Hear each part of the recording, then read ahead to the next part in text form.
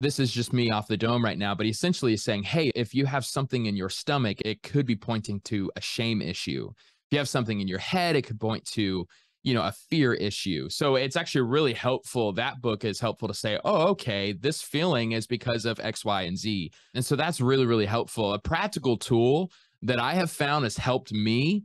To me, I don't need the awareness. I feel the anxiety, right? So it's just kind of constant. But what's helpful for me is breath prayers, just short. This is something church has used throughout history. Just you can say it in one breath, like Lord help me. And just throughout the day, just to calm your mind and calm your spirit, just Lord, I need you. Lord help me. The oldest breath prayer is Jesus Christ, Son of God, have mercy on me.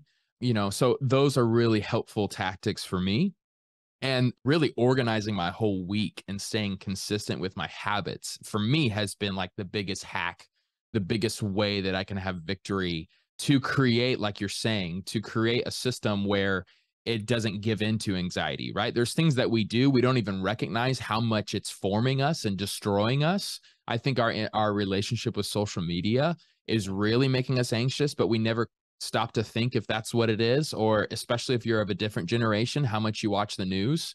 Like, of course, if the last thing you watch every night is how the world is going to collapse, you're going to wake up with a lot of anxiety. And you can point to something. You can say, that's why, And so I think it's pretty hilarious. I say that, tongue in cheek, but it's crazy how we don't realize, man, our phones, they really are destroying us from the inside out. So we have to have a more nuanced conversation, because the answer is not no more phones, but it is restraint. It's restrictions. It's understanding rhythms. For me, I don't touch my phone in the mornings for the first 5 hours of the day.